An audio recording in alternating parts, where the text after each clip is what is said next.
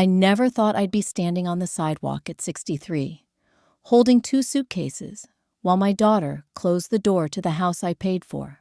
But life has a strange way of showing you the truth, especially when that forgotten lottery ticket in my purse turned out to be worth $14.7 million, and my own daughter told me I was no longer welcome. That Tuesday morning in Port Arbel started like any other. Fog wrapped itself around our old Victorian home in the Lighthouse District. I'd spent nearly 4 decades living there, raising my daughter, Jesseline, decorating every room with the botanical art I once loved before motherhood took priority. That morning's mail included an envelope from the Port Arbel Lottery Commission. Months ago, on my birthday, I had treated myself to a lottery ticket and forgotten about it. Until now.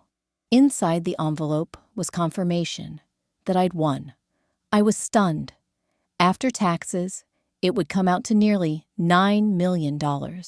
For the first time in ages, I felt hope. With Jesseline and her husband, Rafferty, having moved back in after his firm collapsed, I had been financially and emotionally stretched. I decided to keep the news quiet for now, thinking I'd surprise them later with a celebration and maybe discuss those renovations Jesseline kept mentioning. As I was heading out, Jesseline stopped me. Her hair was messily tied back, and she looked tense. "Mom, we need to talk," she said. And soon, Rafferty joined in. He called me by my first name, as usual, Muriel. They thanked me for letting them stay, but then shifted the conversation. Jesseline said they thought it was time they took over the house fully. I didn't understand. "Took over?" I asked, confused.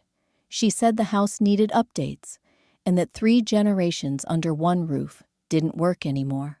Rafferty chimed in, saying I'd be happier at Serenity Gardens, a retirement place they'd already contacted. I was floored. I wasn't sick or helpless. I was just 63. Jesseline insisted the house was too big, the stairs too steep, and the taxes too high. I wanted to tell them about the lottery letter in my pocket, but something stopped me. It felt like they'd been planning this for a while. "This is my house," I told them softly. I'd bought it with the money I earned from my botanical encyclopedia work. That's when Rafferty's tone turned. He said I had been holding that over Jesseline for too long. Jesseline added that I always brought up my sacrifices, as if I asked to be her mother, she said. Their words cut deep. I'd barely mentioned my old career over the years, and when I did, it was with warmth, not regret. I reminded them of everything I helped pay for, their wedding, Rafferty's grad school, but they dismissed it. Then Rafferty said the movers would be arriving tomorrow. Jesseline mentioned they'd already booked me a spot in the assisted living wing at Serenity Gardens, and that I had forgotten the stove on twice recently. I snapped back, saying their constant disruptions were the reason I was distracted. He'd taken over my studio, and she kept rearranging the kitchen. The doorbell rang. It was Octavia, Jesseline's old friend, and a big name on the Thornfield Academy board. Jesseline instantly put on a show for her, smiling and pretending to be sweet. Octavia acted as if I was already on board with the move, talking to me like I was a child making a brave decision. That's when I realized they'd been spinning the story to others, making it seem like this was my choice. I'd had enough. I grabbed my coat and told them I needed air. Jesseline tried to stop me, but I left anyway. I rushed to the harbor, then called a cab to Pinnacle Tower in West Holme. A few hours later, I was sitting with the lottery officer, signing papers to transfer nearly $9 million into a private trust. I asked for anonymity, no public announcements. Then I left, heading not home, but to Valencia Moretti, a well-known attorney in Port Arbel. I told Valencia everything, how I owned the home, how Jesseline and Rafferty had moved in under the guise of needing help, and how they were now trying to push me into assisted living. She was concerned. Given their manipulative behavior, she agreed that I should protect myself before revealing my winnings. By the time I left her office, I had a plan in motion in legal protection forming. When I returned home, it was after dinner. Jesseline and Rafferty were with a group of strangers in the living room, interior designers from Harrove Interiors, measuring and making notes like they already owned the place. I was furious. I asked who they were, and Jesseline explained that they were planning renovations. Rafferty said the decision was made. I reminded them they never consulted me. Jesseline claimed they'd paid the deposit for Serenity Gardens and the movers were scheduled. She begged me not to make things harder. But looking at them, and the strangers poking around my things, I'd had enough. I told everyone to get out. One of the designers muttered that they'd come back later. Jesseline hissed at me, accusing me of embarrassing them. I clarified I wasn't talking to the designers. I was telling her and Rafferty to leave. Rafferty laughed like I was being silly, but I stood my ground. I reminded them whose name was on the deed, who paid the bills, who built this home. Jesseline's face turned cold.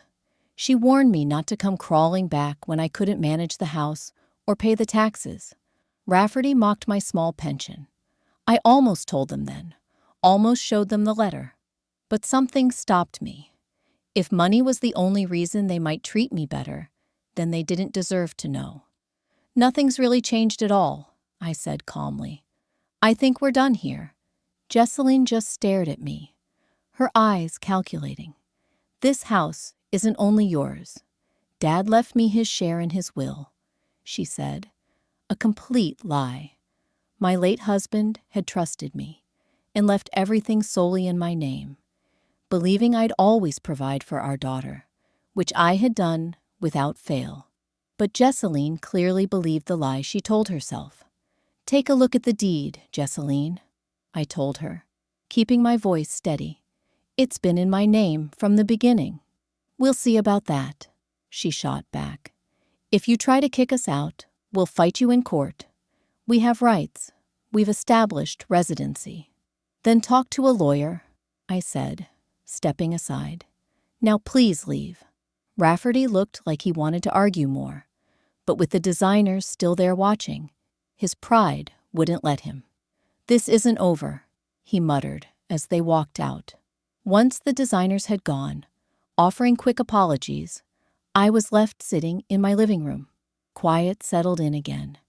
My home finally mine, at least technically. But I knew Jesseline and Rafferty weren't going to give up without a fight. I pulled out my phone and called Valencia Moretti.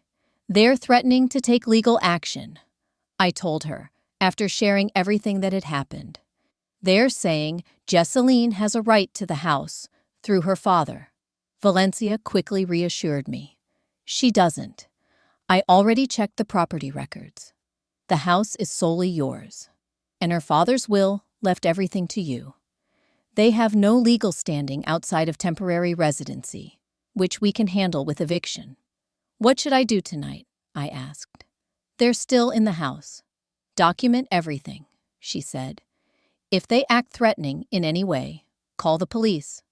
I'll prepare the eviction notice tomorrow morning, but it'll still take at least 30 days if they refuse to leave. After we ended the call, I sat quietly in the growing dark, listening to Jesseline and Rafferty moving around upstairs. They were staying, for now, but the lines had been drawn. A message came in from Valencia. Consider finding another place to stay while this plays out. Tension can escalate fast when you're under the same roof. I considered my options. With $250,000 already in my account, finding somewhere temporary would be easy. But part of me resisted. Why should I leave my home? Still, staying with people who tried to push me out might be dangerous. Then I heard heavy footsteps on the stairs. Rafferty showed up in the doorway, his face tight with contained anger. "You're making a mistake," he said flatly. "We were only trying to help you. By forcing me into assisted living against my will?" I asked. He folded his arms. "You're not seeing the big picture. Jesseline deserves this house. It's her childhood home, and I'm the one who's maintained it. For 40 years, with the money I earned from my botanical work," I reminded him. He scoffed. "Jess told me her dad paid the down payment." Another lie. Her father died when she was 3, leaving little behind. Everything in this house was paid for by my work. "Believe whatever you want, Rafferty," I said wearily. "That doesn't change the truth." He stepped closer, lowering his voice. "Your problem, Mirabelle, is that you never knew your place.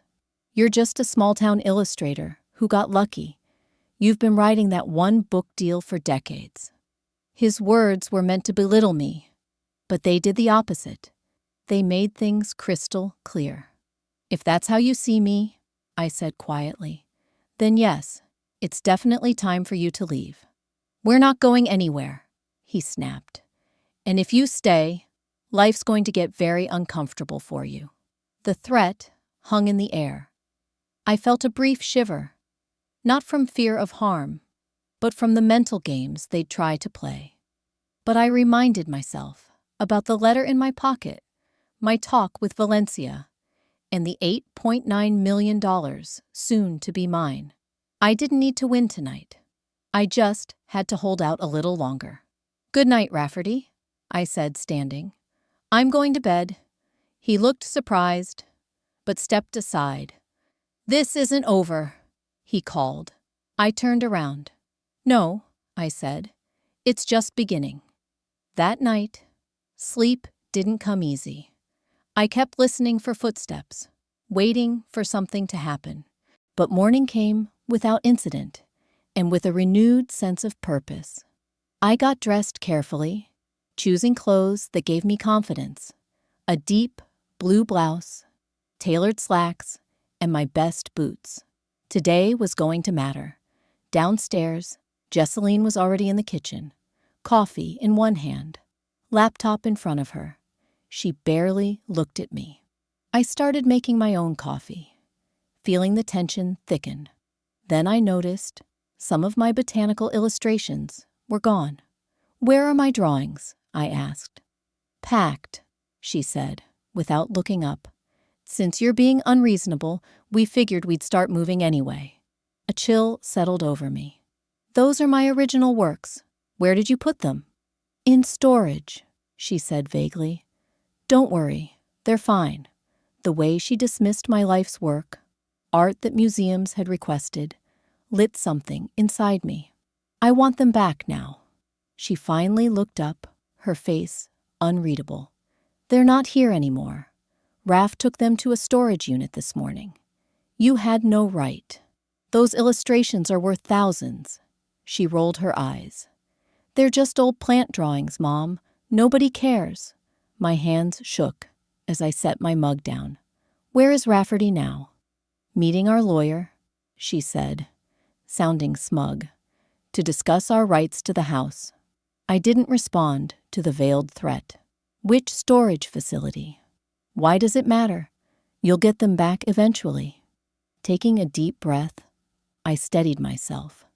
"Jesseline, those drawings are my intellectual property. Taking them without permission is theft." She let out a sharp laugh. "You're going to call the cops on your own daughter?" She was right that a scandal would look bad, but she underestimated how far I was willing to go. I picked up my phone. "Who are you calling?" she demanded. I waited for the line to connect. "Port Arbel Police Department, non-emergency," came the reply. Jesseline's eyes widened. She jumped up. "You wouldn't dare." I looked her in the eye. "Yes, I'd like to report stolen property." "Mom," she hissed, lunging for the phone. I stepped back. "My name is Mirabelle Thornwick. My daughter and her husband removed valuable artwork from my home without permission. They won't tell me where they took it. As I continued my call, Jesseline's face shifted. Shock, anger, then cold calculation. She pulled out her phone and left the room, whispering urgently. 10 minutes later, just as I finished my report, Rafferty stormed through the front door, red-faced. "What the hell are you doing?" he barked. "Protecting what's mine," I said. "The police will be here shortly." "They're just old drawings," he exploded.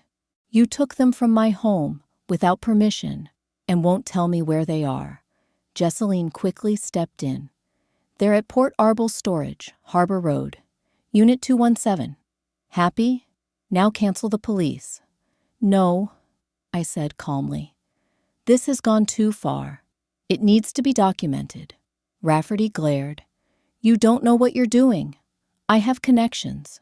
One phone call, and your name will be ruined." "Are you threatening me?" I asked, making sure my phone was still recording. He paused, then backpedaled. "Just facts. No one will believe you. Everyone thinks you're losing it." "Then we'll see who's more believable," I replied. "Me, with documents and police reports, or you, with rumors." The doorbell rang. The police had arrived. What followed was an hour of tense conversations and official statements.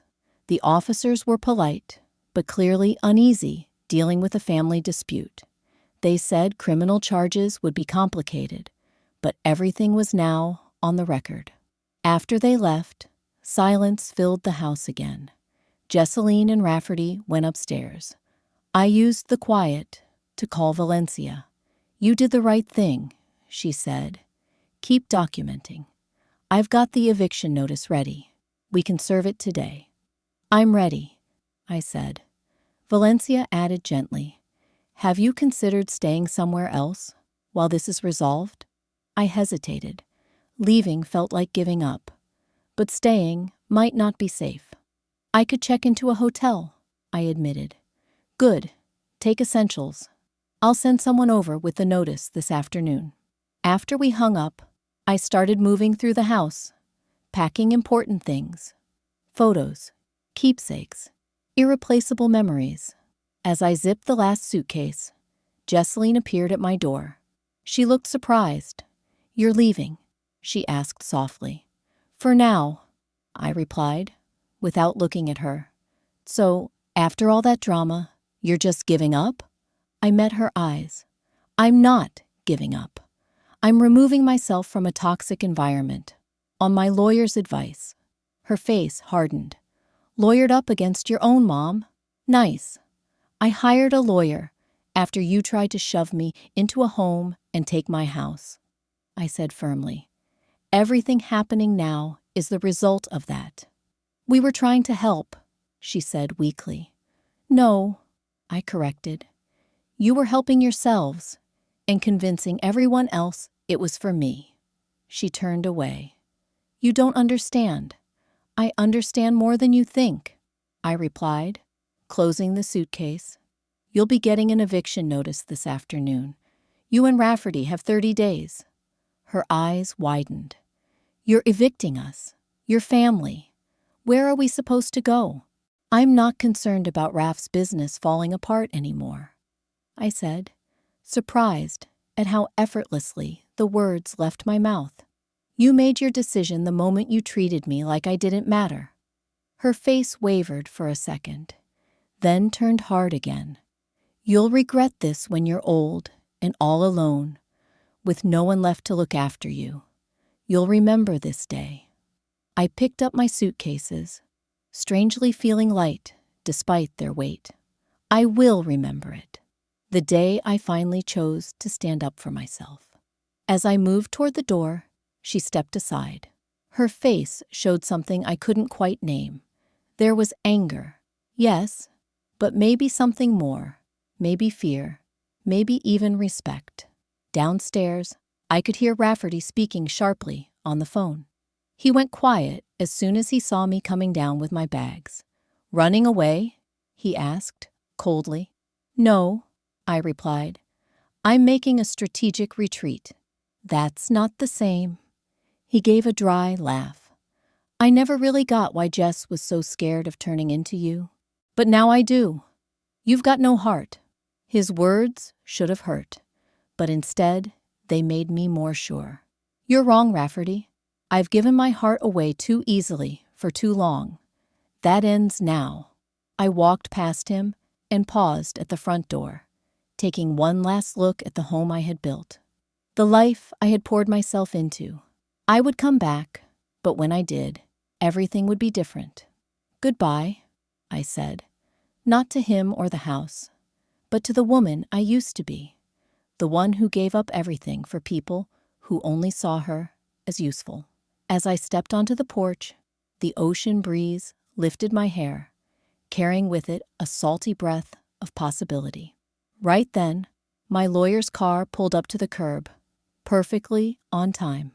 Behind me, I heard Rafferty yelling for Jesseline, his voice rising with panic. But I didn't turn around.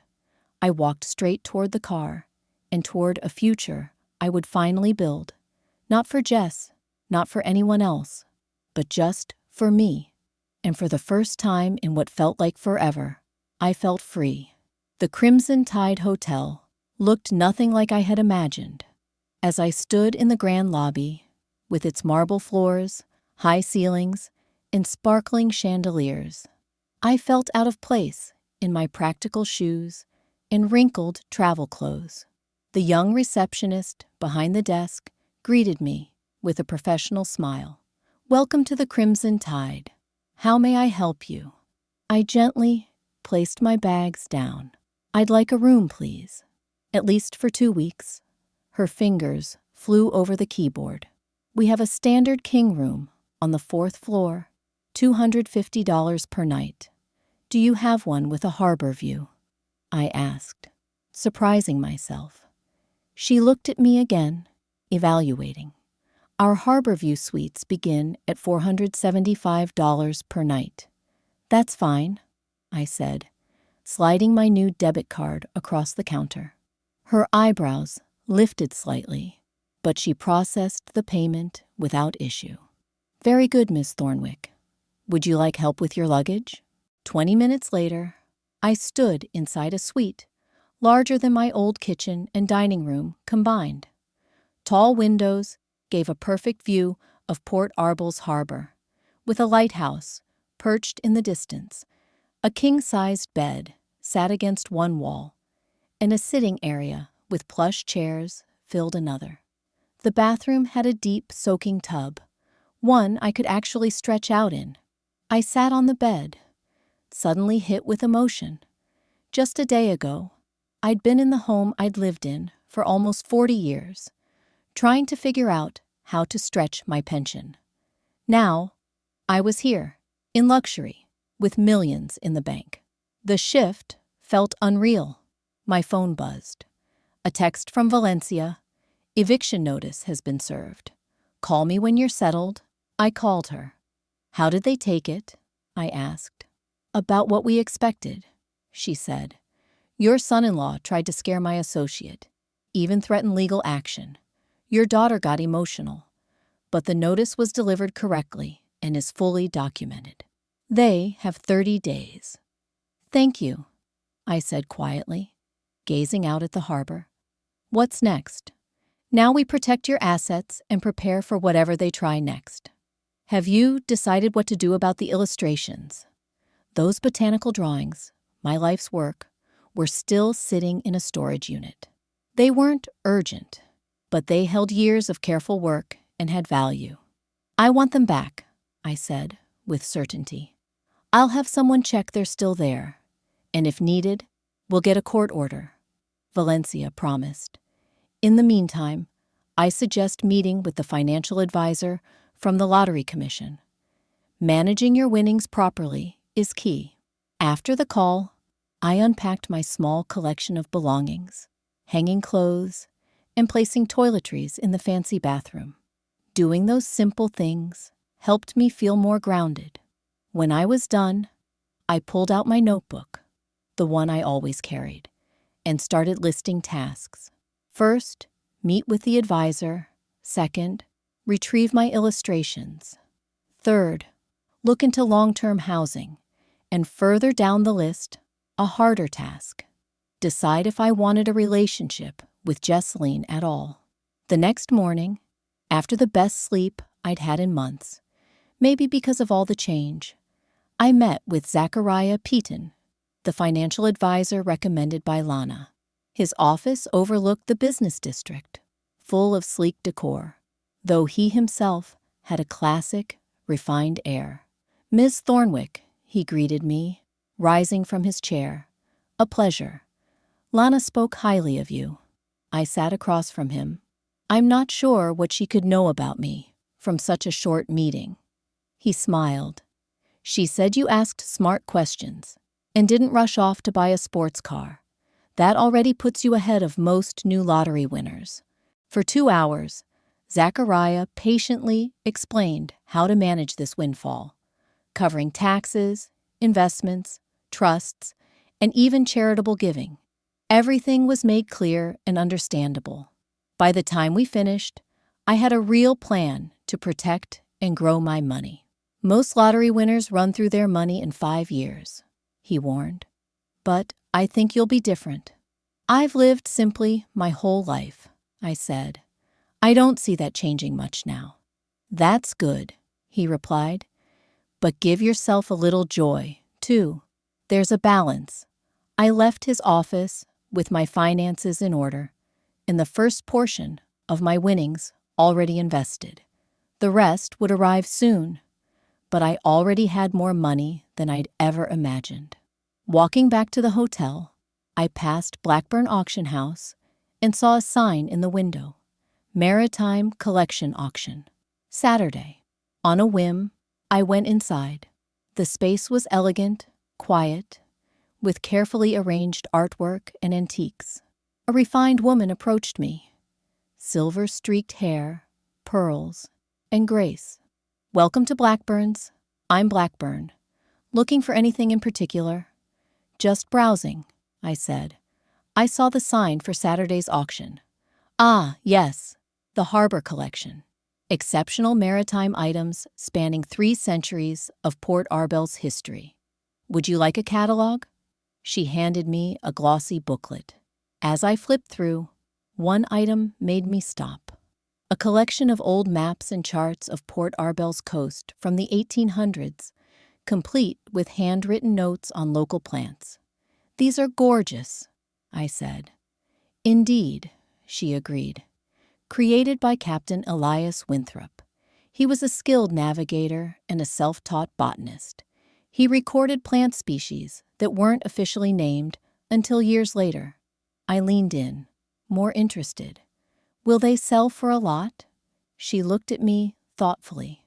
"The reserve is $75,000, but we think they'll go for closer to $100,000. Are you a collector, Ms. Thornwick, Mirabelle Thornwick?" "And no, not yet, but maybe soon." Recognition dawned in her eyes. "Thornwick, the illustrator who worked on the Coastal Flora Encyclopedia? Your marsh orchid paintings were stunning." A warmth filled my chest. I hadn't heard praise for my work in years. Yes, that was me, though it's been some time since I published anything. "Our clients would love to meet you. Will you be attending the auction?" "I believe I will," I said, surprising myself once more. As we continued to talk, she pointed out other pieces I might find interesting.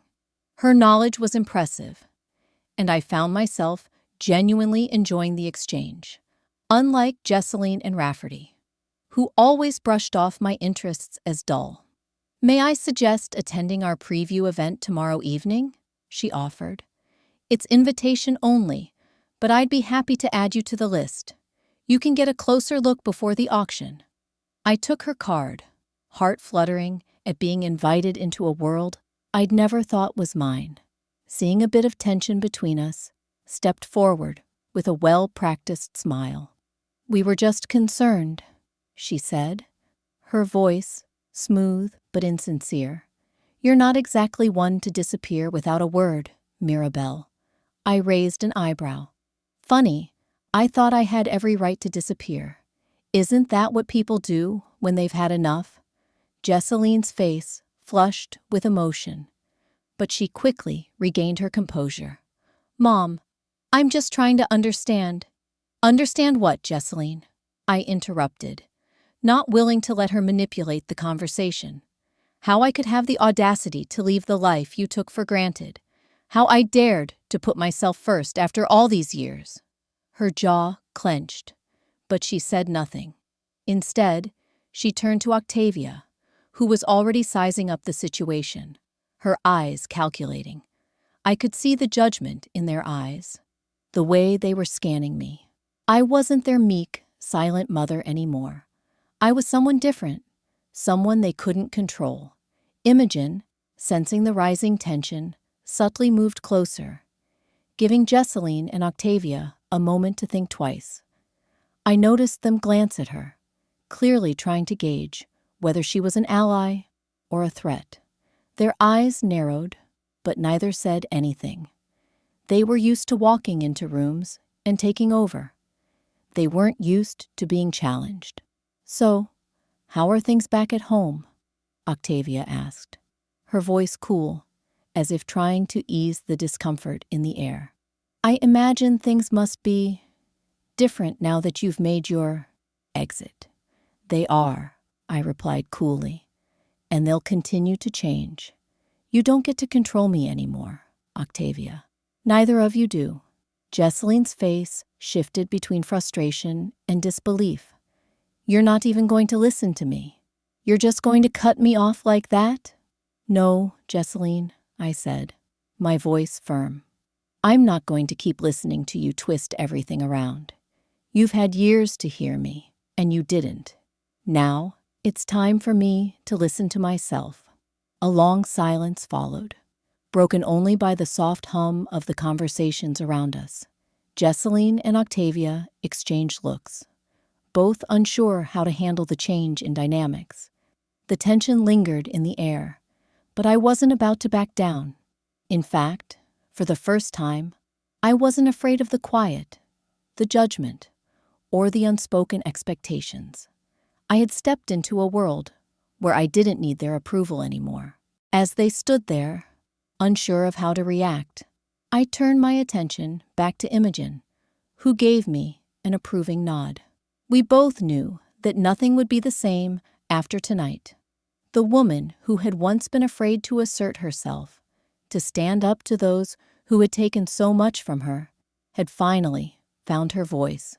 And now, no matter how much they tried to pull me back into their web, I knew I was free. I gave Jesseline one last look, my eyes steady and unwavering.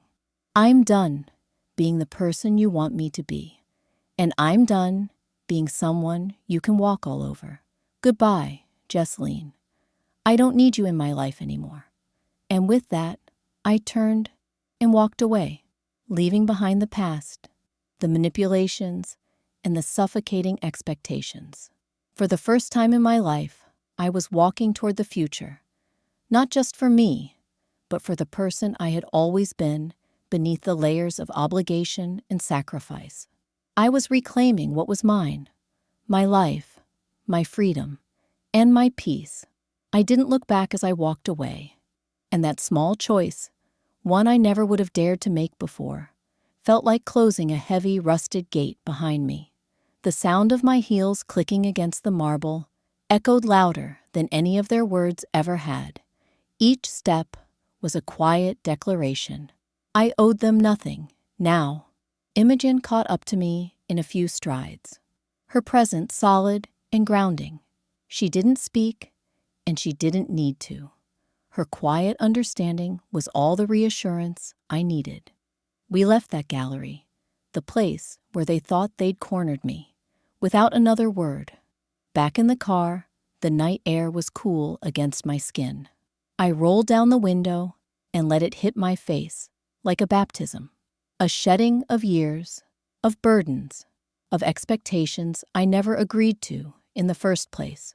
Later that week, I made decisions that would finally put everything in its place. I sat in the lawyer's office, calm and steady, and rewrote my will. Every asset, every property, every single dime I had left to give, I redirected it to places and people that had shown me loyalty, not because of blood, but because of love. To community charities, to women's shelters, to Imogen, who had stood beside me, not because she wanted anything, but because she respected me, because she saw me. Jesseline and Octavia tried again. Of course they did. A flurry of calls, emails, even a hand-delivered letter, masked as an apology, but bloated with expectations. I didn't answer. I didn't respond. I didn't rage or weep. I simply didn't allow them back in. The power wasn't in slamming doors. It was in walking through new ones and choosing not to open the old ones again. Months passed. Seasons changed. I planted flowers in the cottage garden that bloomed brighter than I remembered. I started taking art classes at the local studio. I laughed with strangers who soon became friends. I danced on a Saturday afternoon, barefoot in the grass, music playing from a radio tuned just right, and no one demanded I stop to serve them tea. Freedom wasn't loud.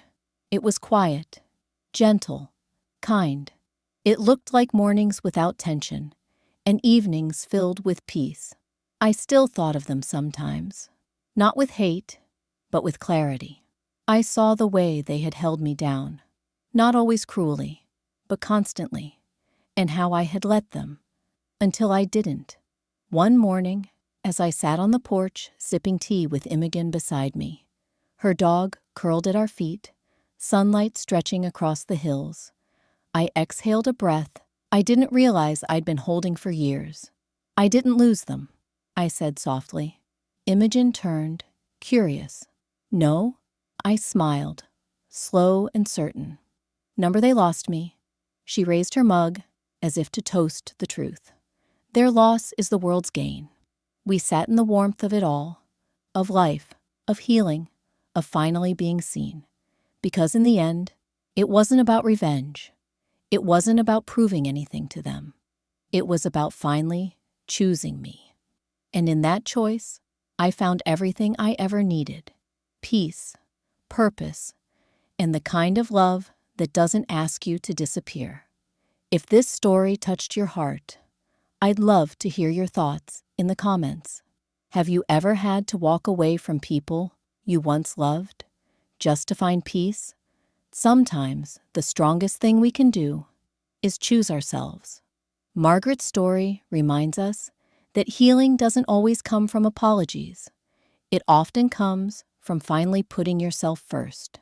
And that's not selfish. That's survival. That's strength. That's self-love.